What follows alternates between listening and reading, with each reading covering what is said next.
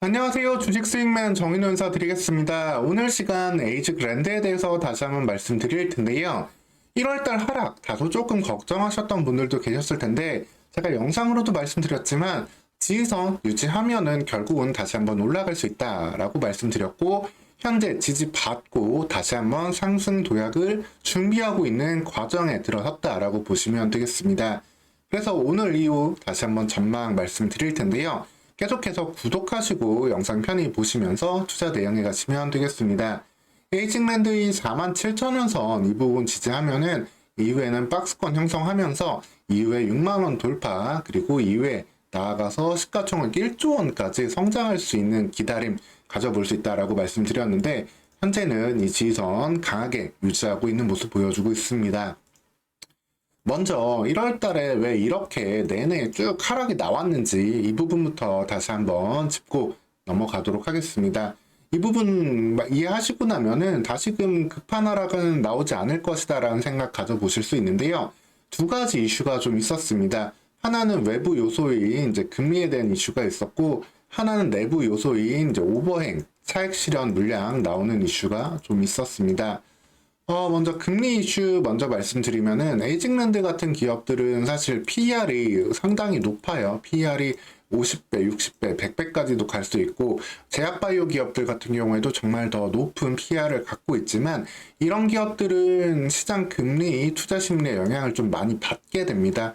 금리가 인하되는 시기에는 아무래도 주가가 좀 빠르게 성장할 수 있고 유동성이 높아지는 측면에서 금리 인하가 좀 지연된다라는 움직임이 보이자 여기에 대한 영향을 좀 받았다라고 보시면 되세요. 그래서 에이징랜드만 하락한 게 아닙니다. 비슷하게 이제 반도체 IP 기업, 반도체 디자인하우스 기업들을 좀 같이 볼 수 있는데 전 세계에서 가장 이제 큰 반도체 IP 지적재산권 기업이죠. 에이징랜드의 파트너기도 한 ARM 홀딩스가 있는데 ARM 홀딩스도 1월 내내 좀 어려운 모습을 좀 보여줬었어요. 그러다가 금리에 대한 이슈가 조금 사그라들고 다시 한번 시스템 반도체의 성장 기대감이 올라오니까 빠르게 반등하는 모습 먼저 보여주고 있습니다. 이런 분위기 속에서 에이징랜드 역시도 이제 반등을 시작했다라고 보시면 되겠고요.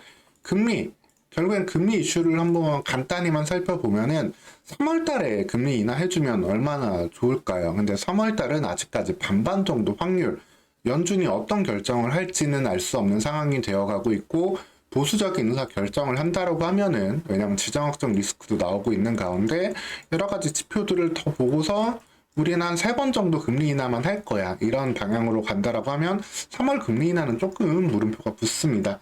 하지만 결국에는 적어도 5월달 정도에는 금리 인하를 시작해야 된다라는 분위기로 다시 가고 있고 3월, 5월달 금리 인하를 안 할 수도 있다. 금리 동결 가능성이 10%까지 올라오면서 시장이 조금 하락을 맞았었는데 다시 이 동결 가능성은 낮아지는 모습, 여기 8.4%까지 떨어지는 모습 확인할 수 있습니다.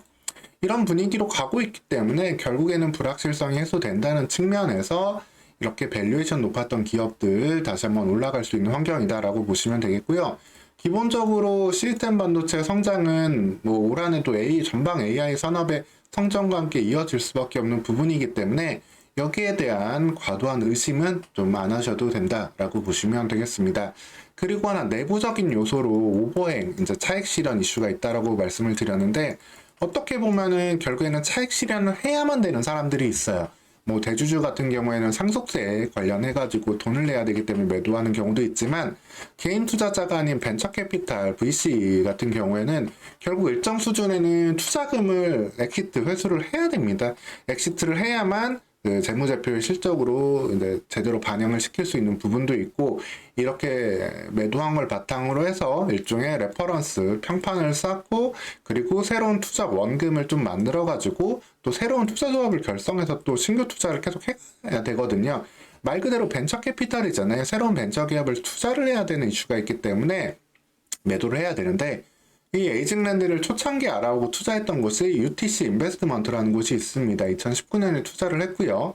무려 93만 주가 넘는 총 130만 주 정도를 투자를 했습니다. 총 130만 주 정도를 투자를 했는데 그 중에 공시된 거는 44만 주죠. 금액으로는 274억 원어치를 매도를 했고 여전히 갖고 있는 물량도 한 500억 원어치 정도가 될 텐데 이 부분도 그 이후에도 매도를 일정 부분 진행하고 있다라고 좀 보시면 되겠습니다. 이렇게 매도가 결국에는 장중에 나오는 부분이다 보니까 사실 적지 않은 금액이잖아요. 이 금액에 대한 물량을 1월달 중에 좀 받아내면서 좀 하락을 나올 수밖에 없는 환경이었다. 다만 저 물량이 뭐 결국에는 다 팔고 끝날 거잖아요. 이후에는 새롭게 들어온 돈들은 다음 단계를 보고 들어오는 돈들이기 때문에 이때부터는 주가가 다시 한번 한 단계의 성장을 보일 수 있는 구간으로 접어든다 라고 보시면 되겠고, 보험과 투신, 연기금 등에서 이 구간에서 물량을 담고 있다 라고 보시면 되겠습니다. 다만 외국인들 같은 경우에는 이제 우리나라 금리가 계속해서 좀 상승했던 1344원까지 올랐잖아요. 금리가 환율이 올라갔던 부분이 좀 있었고, 이 부분에 따라서 다시 한번 밸류가 높은 기업들 좀 매도하는 이슈가 있었기 때문에 저 환율이 안정을 찾는다라고 본다면은 외국인들의 매수 역시도 이제부터는 같이 기대를 해볼 수 있겠습니다. 사실 그러면은 이 하락이 무서웠던 개인들은 사실 요 정도까지만 올라와도 그냥 아이 됐어 하고 나 원금만 됐어 아니면 나 이 정도만 됐어 하고 팔고 나갈 수도 있는데, 사실 여기부터 쌍매수가 들어오면서 이 구간 넘어준다면은 이후에는 6만원대 이하는 못 볼 수도 있는 환경으로 전개된다 라고 좀 볼 수 있겠습니다. 결국에는 에이징랜드 안에 내용은 사실 변한 게 하나도 없었거든요. 이 금리 이슈 그리고 차익 실현 이슈로 인해 가지고 1월달 좀 쉬어갔다. 뭐 삼성전자 실적 이슈도 있었지만 이 부분 통해서 하락 이어갔다라고 보시면 되겠고, 결과적으로는 에이징랜드는 TSMC랑 하는 곳이에요. TSMC는 근데 이번에 실적 발표하고 향후 전망도 발표를 했는데 상당히 좋은 성장 전망성 보여주고 대장은 다르다라는 실적 가이던스를 계속해서 보여주고 있습니다. 결국에는 선단 공정 과정에서 파운드리의 강자는 TSMC가 여전히 유지되고 있고, 삼성전자나 인텔의 추격이 아직까지는 좀 부족한 모습, 아쉽지만 좀 그러고 볼 수 있습니다. 결국 이렇게 TSMC의 굳건한 모습, 그리고 TSMC가 미국 그리고 독일 그리고 일본에도 계속해서 공장을 전 세계에 짓고 있는데, 이를 통해서 에이징랜드가 연결해 줄 수 있는 이런 영역도 더 늘어날 수 있다라고 볼 수 있겠습니다. 즉 TSMC의 유일한 그 파트너로서의 가치는 계속해서 높게 유지된다라고 보면 되겠고, 그러면은 당장 눈에 보이는 매출이 또 나와야 되는 거 아니냐 이렇게 볼 수 있겠는데, 이 부분을 통해서도 일단 사피온과의 관계가 지속적으로 유지되고 있습니다. 지금도 주력 매출은 사피온의 칩 X330 등의 이제 개발 매출로 많이 나오고 있는데, 해당 칩의 이제 양산 매출도 반영할 수 있겠고요. 그리고 사피온의 다음 단계 칩인 X430 같은 경우에도 에이징랜드랑 같이 진행을 할 예정이기 때문에 이 부분에 대한 지속적인 개발 매출 기대해 볼 수 있겠습니다. 사피온은 이제 SK 계열로 이제 진행을 하고 있는 회사고, SK와의 우호적인 관계를 지속적으로 유지하면서 관련된 이제 연구개발 그리고 로열티와 라이센스 매출을 동시에 다 가져갈 수 있는 그런 기업으로 이제 성장해 간다라고 보시면 되겠습니다.